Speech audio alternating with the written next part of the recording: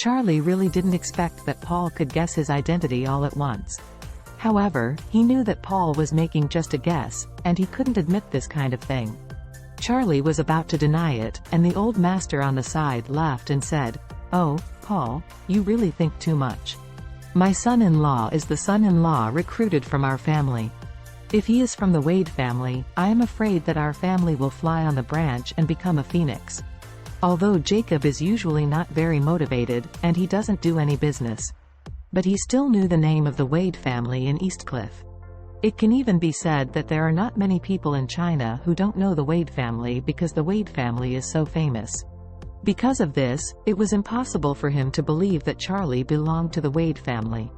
Because there are too many people surnamed Wade in this world, but there is only one Wade family. He knew Charlie's life experience very clearly.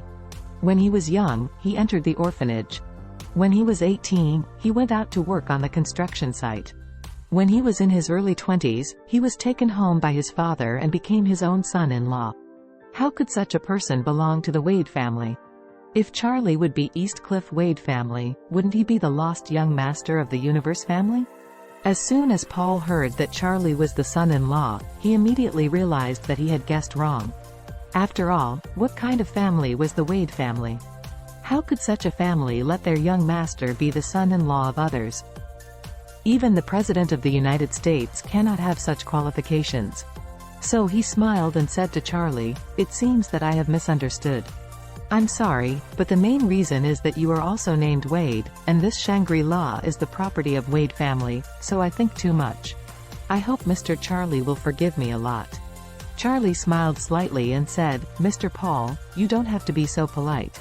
While they were talking, the manager of the catering department took them to the door of the box, and respectfully said to the 4 people, "Mr. Charlie and 3 distinguished guests, please come inside." The 4 of them stepped into the box, and Charlie invited his father-in-law to sit in the main seat, and then said to his first love, "Mei Ching, Aunt, sit with my father-in-law. After all, you have been so many years apart. You haven't met, there must be a lot of things you want to talk about." Mei Ching nodded, and said with a smile, "Yeah, then you can sit with Paul. I think your conversation is quite speculative." Charlie hurriedly nodded and agreed, but kept reminding himself in his own heart that he should be a little more cautious when speaking in front of Paul, because this person does not seem simple. After sitting down, Charlie handed the menu to the 2 elders and asked them to order some meals they liked. Jacob hurriedly said, "Oh, Mei Ching, I still remember which dishes you like to eat, or let me have some." Mei Ching asked in surprise, "No, after all these years, do you remember what I like to eat?" Jacob smiled and said, "Of course, I will definitely not forget this." Having said that, Jacob picked up the menu and ordered several dishes with the waiter, all of which were local dishes from Orus Hill. Every time Jacob ordered a dish, Mei Ching's expression became even more surprised.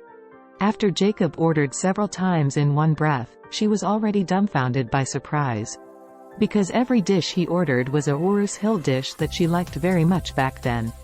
Mei Ching couldn't help sighing, "I didn't expect that you still remember these dishes. To be honest, some of them I don't even remember now." After speaking, Mei Ching said again, "Actually, the food in my hometown of Suzhou is also delicious. But I don't know why after coming to Orus Hill and attending university, I prefer the local dishes of Orus Hill." Jacob smiled and said, "I still remember that you always said that you would make me some dishes for me to try. It's a pity."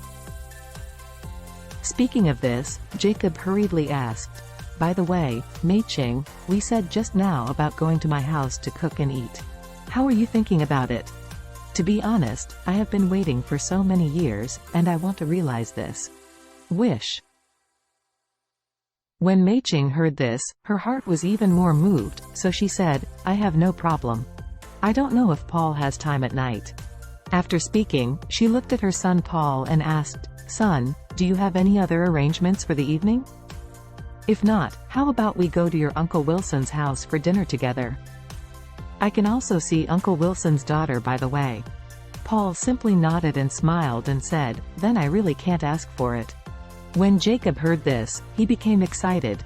Immediately he blurted out, "In this case, then we'll make it so. Mei Ching, what dishes are you going to cook for the evening?"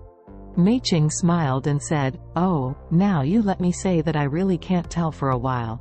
After that, she suddenly remembered something and smiled. "Why don't we add a WeChat account for a while? I will tell you on WeChat when I think of it, and then I will trouble you to help me go to the vegetable market. Buy all the ingredients. Oh yes, you will also send me your home address, and I will come with my son around 5:30 in the afternoon." Jacob was so excited that he took out his mobile phone, opened his WeChat scan function, and said, "Mei Ching, I will scan your phone." The two have not been in contact for more than 20 years.